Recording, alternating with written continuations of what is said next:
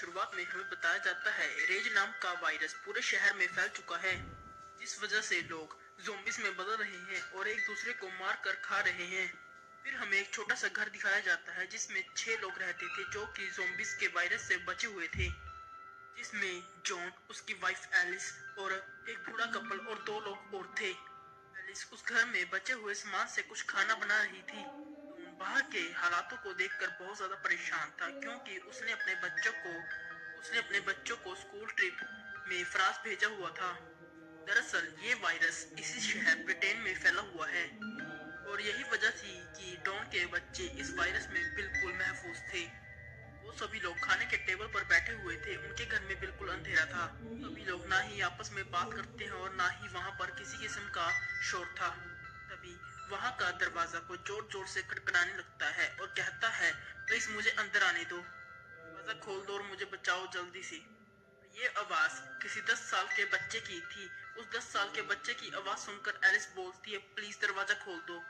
तभी जब वो दरवाजा खोलते हैं, दोपहर थी और इन्होंने अपने घर में ही बस अंधेरा किया हुआ था कि कोई ज़ोंबी इन्हें देख ना पाए। फिर वो उस बच्चे को अंदर कर लेते हैं और खाने के लिए कुछ देते हैं। पूछताछ करने के बाद हमें पता लगता है कि उसके डैड और मॉम ज़ोंबी बन चुके हैं और उसके पीछे पड़े हुए हैं, खाने के लिए आ रहे थे। वो पूछता है कितने लोग थे। वो बोलता है बहुत सारे। में से जो वो 2 लोग थे, उनमें से वो लड़की बहुत ज्यादा डरी हुई थी। बाहर की ओर झांकने लगती है। वहां से उसे बहुत सारे ज़ोंबीज की चिल्लाने की आवाजें आ रही थी। तभी एक ज़ोंबी वहां पर अचानक से आकर उस लड़की पर हमला कर देती है। तभी वहां पर एक के बहुत सारे ज़ोंबीज आ चुके थे और वहां पर हमला करने की कोशिश करते हैं। एलिस उस बच्चे को बचाकर ऊपर की तरफ जा रही थी, भी उसके पीछे जा रहा था। डॉन बहुत बार चिल्लाकर बोलता है एलिस को, उस बच्चे को छोड़ दो, मगर वो डॉन की बात को नहीं सुनती। फिर वो बूढ़ा कपल किसी और घर में छुप गए थे। उसके बाद वो भी उन ज़ोंबीज से बच नहीं पाते। देखते हैं वो किसी कमरे में छुप चुके थे और वहां पर भी बहुत सारे ज़ोंबीज आ चुके थे। दूसरे कमरे में हम डॉन को देखते हैं और डॉन एलिस को पुकारता है, जल्दी से मेरे पास आओ। के बीच में बहुत सारे ज़ोंबीज थे और वो उनका मुकाबला नहीं कर सकते थे। तभी ये देखकर डॉन ने भी अपने दरवाजे को बंद कर लिया था। एलिस उसे बार बार आवाजें दे रही थी, कहाँ पर हो डॉन, मेरी मदद करो। लेकिन डॉन दरवाजा बंद करके खिड़की खोल के वहां से भाग गया। उसके पीछे बहुत सारे ज़ोंबीज थे जो कि भूखे उसके पीछे भाग रहे थे। हम एलिस की तरफ देखते हैं जिसके पास मदद की आवाजें आना बंद हो चुकी थी। बहुत ज्यादा शर्मिंदगी में रोते हुए भाग रहा था क्योंकि उसने अपनी वाइफ को छोड़ दिया था। उसने उसे छोड़ दिया था और आगे जाकर उसे उसी तालाब में वही लड़का मिलता है। वो इनके साथ घर में रह रहा था। उस किश्ती को चलाते हुए हड़बड़ाहट में पानी में गिर जाता है। लड़के को भी ज़ोंबीज ने पकड़ लिया था और काट कर मार देते हैं। अकेला ही बचा था जो कि उस किश्ती में बैठकर जा रहा था। आगे हमें कहानी 1 महीने बाद की दिखाई जाती है। ज़ोंबीज भूखे रहने की वजह से धीरे धीरे से खत्म हो रहे हैं। शहर में अब आर्मी फोर्स का कब्जा था। वो सारे मामले को कंट्रोल करने की कोशिश कर रहे थे। अभी हमें स्नाइपर डियोल दिखाया जाता है जो कि स्नाइपर्स की टीम में था। जैसे ही उसे कोई ज़ोंबीज दिखे तो उसे अपनी गन से निशाना लाकर मारना था। डॉन को भी आर्मी वालों ने बचाया हुआ था। इसी तरह से 6 महीने बीत गए। तब ज़ोंबीज भी बहुत कम कहीं कहीं पर थे। इसी दौरान हमें एक डॉक्टर भी दिखाई जाती है जो कि इस वायरस के ऊपर स्टडी कर रही थी। और अब जो लोग दूसरे शहरों में फंसे हुए थे उन्हें दोबारा से अपने घरों में लाने के लिए आर्मी प्रोग्राम शुरू कर दिया गया था। अभी भी सभी को सेफ जोन में रहना था ताकि अपने घरों में। वो जगह यूएस आर्मी के फोर्स के अंडर में था और 100 के आसपास के लोग थे जो कि अपने शहर ब्रिटेन में वापस आ गए थे। इनमें डॉन के बच्चे भी थे। जैसे ही डॉक्टर उन बच्चों को देखती है और सोचती है आखिर कैसे इन बच्चों को संभाला जाएगा, परेशान होती है और डॉक्टर उस डॉन के बेटे का टेस्ट करती है। उसकी 2 कलर की आंखें थी, यानी एक आंख का रंग कुछ और दूसरी का कुछ। डॉक्टर उसे पूछती है तुम्हारी फैमिली में किसी और की आंखें भी ऐसी है? का बेटा बोलता है हाँ मेरी मॉम की, यानी कि एलिस की आंखों का रंग ऐसा था। तो जब अपने बच्चों को मिलता है वो बहुत ज्यादा खुश होता है। अभी भी इस सेफ जोन में रहकर आर्मी के साथ काम कर रहा था, इसलिए वो अपने बच्चों को वहां पर ले आता है जहां पर वो रह रहा था। वो अपने बच्चों को उसकी मॉम एलिस के साथ हुए हादसे के बारे में भी बताता है के वक्त डॉन के बेटे को उसकी मॉम के एलिस के सपने आ रहे थे और उसे ऐसा लगता है कि वो अपनी मॉम का चेहरा भूलता जा रहा है। जैसे ही सुबह के वक्त डॉन अपने काम पर चला जाता है, उसके बच्चे उस सेफ जोन से निकलकर भाग गए थे।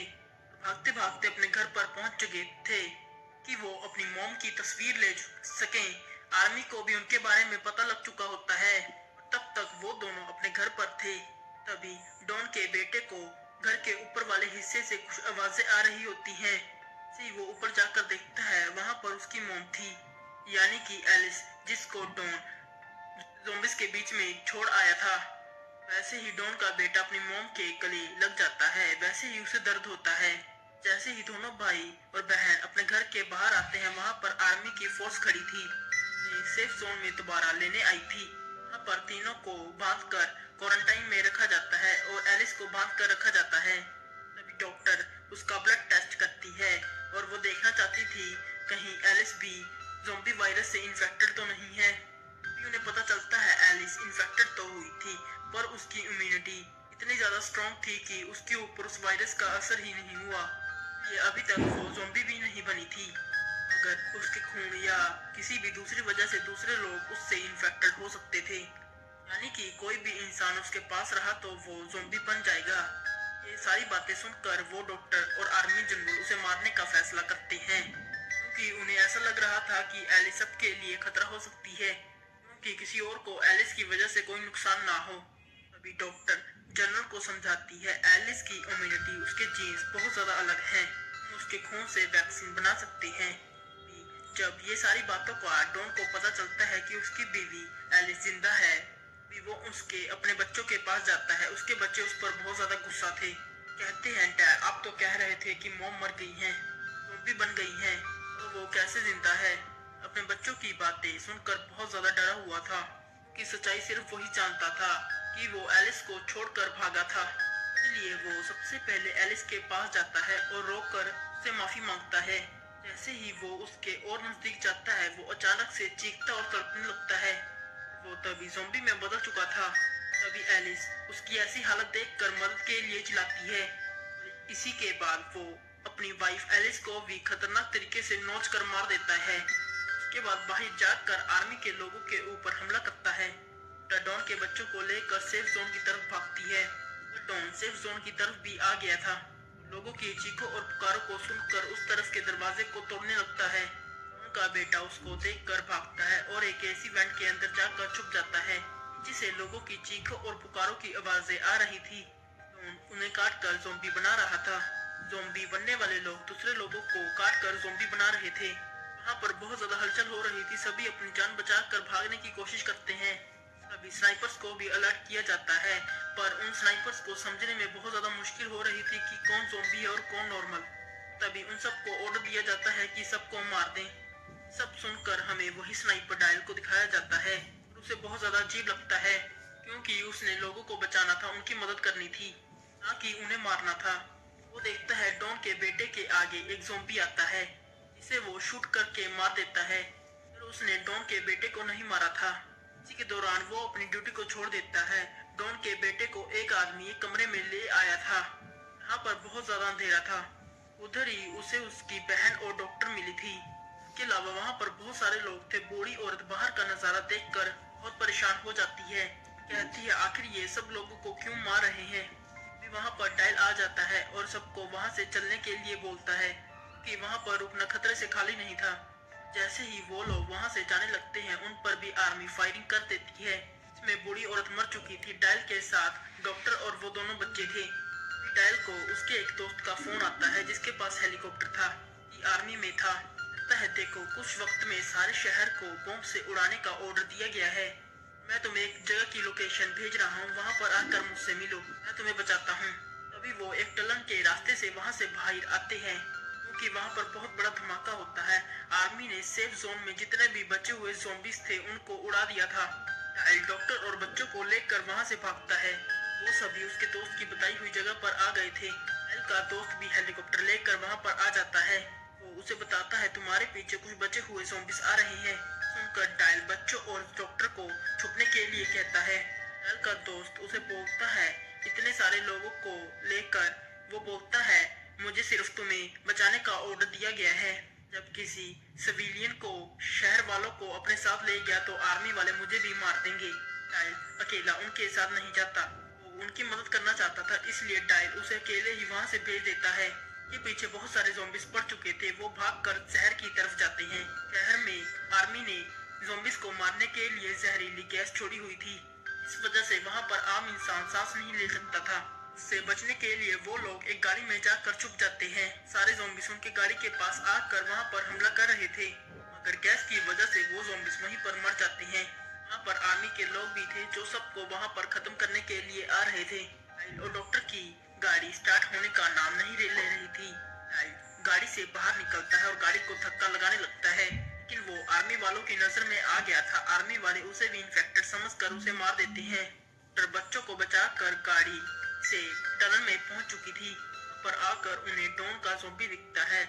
उसने वहां पर डॉक्टर को भी मार दिया था। इसी बीच डॉन के बेटा और बेटी भी अलग हो जाते हैं।